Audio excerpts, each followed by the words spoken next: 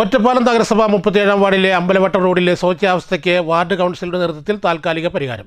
കൗൺസിലറുടെയും ward കമ്മിറ്റിയുടെ നേതൃത്വത്തിൽ ശ്രമദാനത്തിൽ road സഞ്ചാരയോഗ്യമാക്കി. 2026-27 വാർഷിക പദ്ധതിയിൽ ഈ റോഡിലെ ശോചനാവസ്ഥയിലുള്ള ഭാഗങ്ങൾ ടാറിങ്ങും റീടാറിംഗ് ചെയ്യുന്നതിനും മറ്റു ഭാഗങ്ങൾ പാച്ച് വർക്ക് ചെയ്യുന്നതിനും 10 ലക്ഷം രൂപ പദ്ധതിയിൽ വകയിരുത്തുകയും നിലവിൽ എസ്റ്റിമേറ്റ് എടുക്കാനുള്ള പ്രവൃത്തികൾ പൂർത്തീകരിക്കുകയും ചെയ്തിട്ടുണ്ട്.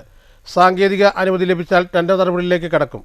ഒറ്റപ്പാലം നഗരസഭയിൽ പൊതുമരാമത്ത് പ്രവർത്തികൾ ചെയ്യുന്നതിൽ വരുന്ന കാലതാമസം കൊണ്ടാണ് റോഡുകളുടെ പണികൾ ചെയ്യുന്നതിൽ പ്രതിസന്ധി നേരിടുന്നത്. 2025-26 വാർഷിക പദ്ധതിയിൽ മല്ലിപ്പറമ്പ് റോഡ് റീടാറിംഗ് പ്രവർത്തികൾ ചെയ്യുന്നതിന് വേണ്ടി 11.5 ലക്ഷം രൂപ വകയിരുത്തി ടെൻഡർ പ്രവർത്തികൾ കഴിഞ്ഞ് കരാറുകാരൻ ഏറ്റെടുത്താണ്. എന്നാൽ കൃത്യസമയത്ത് എഗ്രിമെന്റ് വയ്ക്കാനും സൈറ്റ് ഹാൻഡ് ഓവർ ചെയ്യുവാനും നഗരസഭയ്ക്ക് സാധിച്ചില്ല. ആയതിനാൽ ഈ 2 റോഡ് വർക്കുകളും എന്നാണോ ഇനി ടാറിംഗ് പ്ലാന്റ് നമ്മുടെ ഒറ്റപ്പാലത്തേക്ക് വരുന്നത് ആ സമയത്ത് ചെയ്യുന്നതായിരിക്കും എന്നുകൂടി അറിയിക്കുന്നു. ഒറ്റപ്പാലം നഗരസഭ 37-ാം വാർഡ് പനമണ്ണ സൗത്തിലെ വായനശാല അമ്പലവട്ടം റോഡിലെ ശോചനാവസ്ഥയിലുള്ള റോട്ടിലെ വലിയ കുഴികളാണ് ഇന്ന് അടയ്ക്കുന്ന പ്രവർത്തികൾ നടന്നിട്ടുള്ളത്.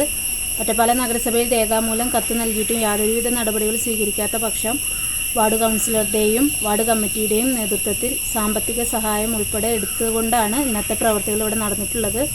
ഒറ്റപ്പാലം നഗരസഭയിൽ രേഖാമൂലം കത്ത് നൽകിയതിനെ തുടർന്ന് ഒറ്റപ്പാലം എഞ്ചിനീയറിംഗ് വിഭാഗം വന്ന് എസ്റ്റിമേറ്റ് എടുത്ത് കാര്യങ്ങൾ നടത്തിയിട്ടുണ്ടെങ്കിലും യാതൊരുവിധ നടപടികളും ഈ സമയം വരെ നടത്താത്ത സാഹചര്യമായതിനാൽ ജനങ്ങളുടെ പരാതിയെ തുടർന്നാണ് ഇത്തരമൊരു നടപടി വാർഡ് കൗൺസിലറുടെയും വാർഡ് കമ്മിറ്റിയുടെയും നേതൃത്വത്തിൽ നടന്നിട്ടുള്ളത്. News bureau, Ottapalam.